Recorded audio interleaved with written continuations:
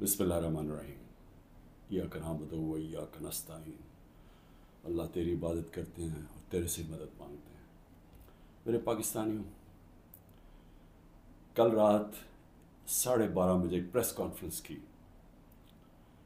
राना सनाउल्लाह ने, और उस प्रेस कॉन्फ्रेंस के बाद मेरे में अब कोई शक नहीं रहा कि जो तहरीक इंसाफ की ख़वातीन, इन्होंने जिस तरह उनको पकड़ा और जिस तरह उनको जेलों में डाला, और फिर जो हमें ख़बरें आ रही थी कि उनके ख़िलाफ़ किस तरह का सलूक किया गया, उनको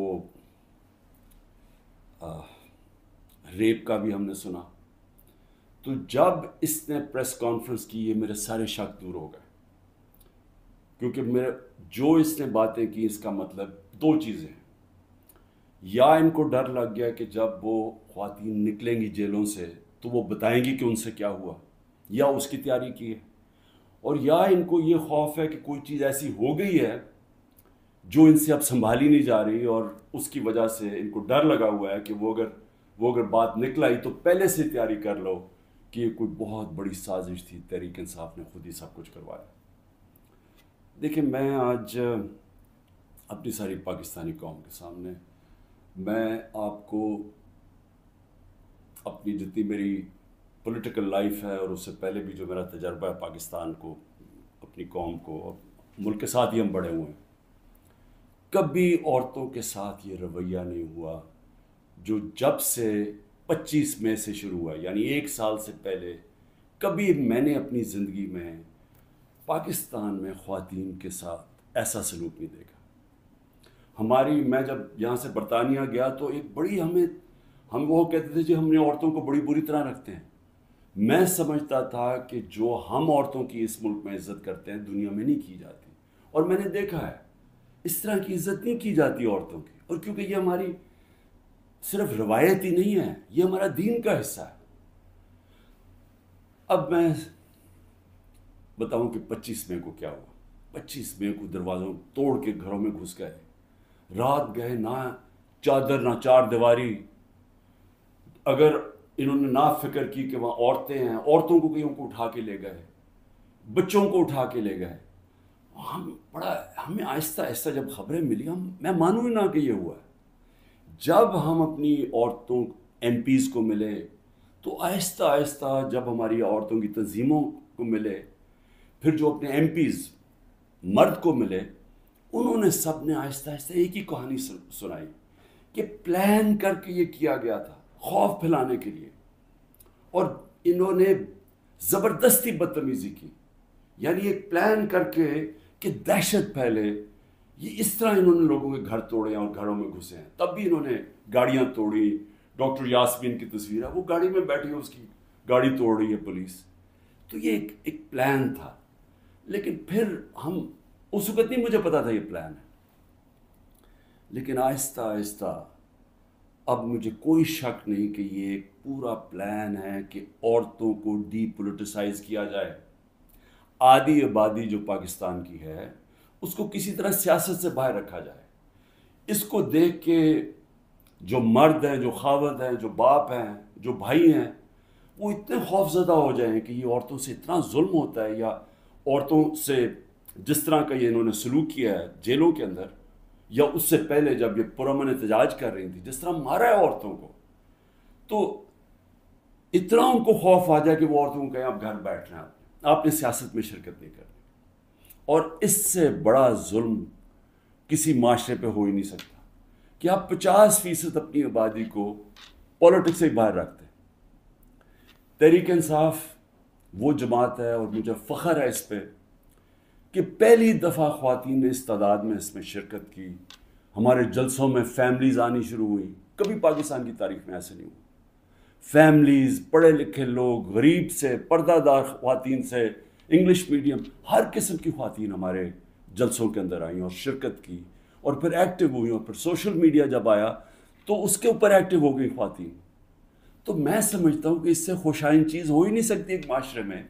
इसका मतलब कि एक माशरा जाग गया है, और जब एक जागा हुआ माशरा है वही अपने हकूक़ लेता है, वही फिर वही जमहूरियत होती है। جس جمہوریت کے اندر لوگ نکلتے نہیں ووٹ ڈالنے کے لیے، 15-20% ٹرن آؤٹ ہوتا ہے، وہ جمہوریت تو ہوتی نہیں ہے. اس کا مطلب کہ لوگوں کو فرق ہی نہیں پڑتا کون آئے کون جائے، یعنی لوگ ڈی پولیٹیسائز ہو جاتے ہیں. اب ہماری تاریخ کیا ہے؟ پچھلے 60 سالوں کے اندر آدھا وقت فوج نے حکومت کی ہے، آدھا وقت دو خاندانوں نے کیا. اور جب ملٹری ڈکٹیٹرشپ آتی تھی تو اس کی پہلی کوشش ہوتی تھی کہ لوگ ڈی پولیٹیسائز ہو جائیں، کہ پولیٹکس بہت بری چیز ہے، لوگ پولیٹکس سے ہٹ جائیں.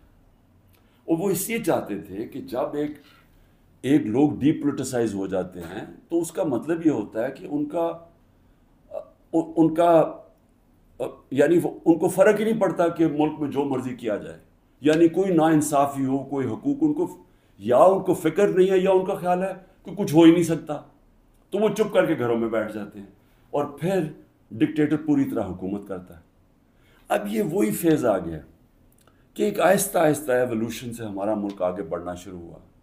ہم نے ایک بہت بڑی موومنٹ ہوئی جس کو کہتے ہیں لائرز موومنٹ. وکیل جب آزاد عدلیہ کے لیے نکلے، میں جیل میں گیا، ہم نے سب نے شرکت کی. وہ پہلی دفعہ پڑھے لکھے طبقے نے شرکت کی کہ جب تک عدلیہ آزاد نہیں ہوگی ہمارے حقوق کی حفاظت نہیں ہوگی، اور آزاد عدلیہ جمہوریت کی حفاظت کرتی ہے. تو وہ ایک بہت بڑا مائل سٹون تھا، کیونکہ ہمیشہ پاکستان کی عدلیہ جدھر پاور ہوتی تھی، جو حکومت ہوتی تھی اس کے ساتھ چلتی تھی، اور نظریہ ضرورت لے آتی تھی کہ آئین بھی اگر طاقتور توڑنا چاہے تو اس کو موقع دے دیتی تھی آئین توڑنے کا. اس لیے ہمارے کبھی صحیح معنی میں حقیقی جمہوریت آئی نہیں. اور حقیقی جمہوریت کا مطلب ہے حقیقی آزادی. دیکھ لیں، پہلے یہ سمجھ آئے، جمہوریت جب حقیقی ہوتی ہے تو اس کا مطلب آپ کے جو فنڈامنٹل رائٹس ہیں، آپ کے جو حقوق ہیں، ان کی حفاظت کرتی ہے ملکی عدلیہ. ملکی عدلیہ گورنمنٹ کو کوئی غلط کام کرنے نہیں دیتی، کیونکہ وہ آئین کے بیچ میں چلتی ہے. اور پھر جب آپ کے ملک کے اندر لوگوں کے حقوق مل جاتے ہیں اور ان کی عدلیہ ان کے حقوق کی حفاظت کرتی ہے، وہ آزاد ہو جاتے ہیں اور وہ ملک پھر اوپر چلے جاتے ہیں. میں آپ کو ایک چھوٹی سی مثال دیتا ہوں کہ یورپ جب آزاد ہوا، جب دوسری جنگ عظیم ختم ہوئی، تو سارا جو ویسٹرن یورپ تھا وہاں جمہوریت آ گئی. صرف اسپین میں نہیں آئی، وہاں ڈکٹیٹرشپ تھی. 50 سال کے بعد دیکھیں کہ سارا ویسٹرن یورپ آگے نکل گیا، خوشحال ہو گیا، اور اسپین پیچھے ہے. حالانکہ اسپین بھی ایک وقت پہ بڑا امیر ملک تھا. تو جمہوریت، آزادی، خوشحالی، یہ سب ساتھ چلتے ہیں، لیکن بنیاد ان کی انصاف میں ہے. انصاف کا مطلب ہے کہ جب ایک معاشرہ آپ کے اس کی عدلیہ فنڈامنٹل رائٹس پروٹیکٹ کرتی ہے تو وہ آزاد ہو جاتے ہیں، وہیں جمہوریت آتی ہے، وہیں خوشحالی آتی ہے. تو یہ ایک سفر کر کے ہم یہاں پہنچے ہیں. آزاد عدلیہ کی موومنٹ ہوئی، عدلیہ آزاد ہو گئی. عدلیہ نے بہت تو بڑی دیر تک، اور ایسا کہ لوگوں کو اعتماد ہوتا تھا کہ حکومت ہمارے سے زیادتی نہیں کرے گی، ہم عدلیہ کے پاس چلے جائیں گے. میرے 3.5 سال میں مکمل طور پہ عدلیہ آزاد، کسی قسم کی مجھے کوئی بتائے کہ ہم نے انٹرفیرنس کی ہو. مکمل طور پہ میڈیا آزاد.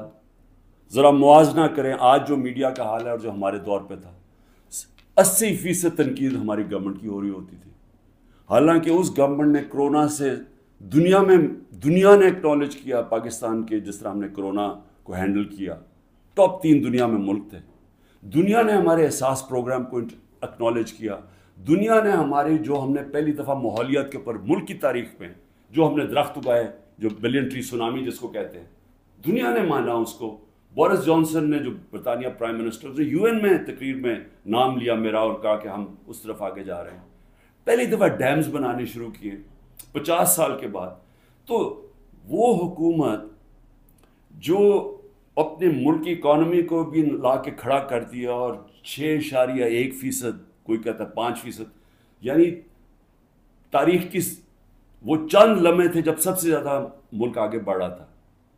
لیکن اس کو تنقید کتنی ہوئی؟ ذرا اٹھا کے دیکھ لیں اخبار، آپ صرف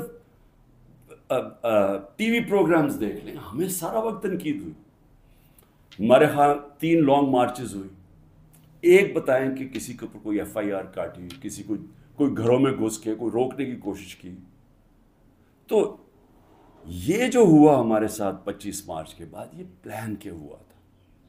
یہ ہماری جمہوریت کو جو جتنا نقصان اب پہنچا ہے، میں جنرل مشرف کی ڈکٹیٹرشپ مجھے یاد ہے، اس طرح کے حالات نہیں تھے وہاں.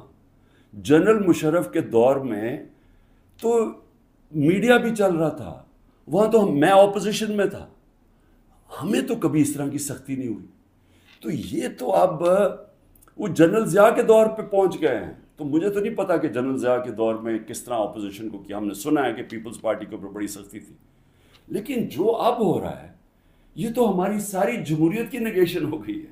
نہ یہاں فنڈامنٹل رائٹس ہیں، نہ یہاں سپریم کورٹ کے فیصلے مانے جاتے ہیں، نہ کانسٹیٹیوشن کے اوپر جب کانسٹیٹیوشن کہتی ہے 90 دن میں الیکشن، نہ وہ الیکشن ہو رہے ہیں، گورنمنٹ اس کی پرواہ نہیں کرتی. عدالتیں بیل دیتی ہیں، پکڑ کے دوسرے کیس میں اندر ڈال دیتے ہیں. عدالتیں کہتی ہیں ہمیں عمران ریاض کو یہاں لے کے آؤ یا کسی اور کو لے کے آؤ، اس کی پرواہ نہیں کی جاتی. یعنی میڈیا کا جو منہ بند کیا ہوا ہے، جس طرح کے حالات آ جائیں، ٹیلی فون کیے جاتے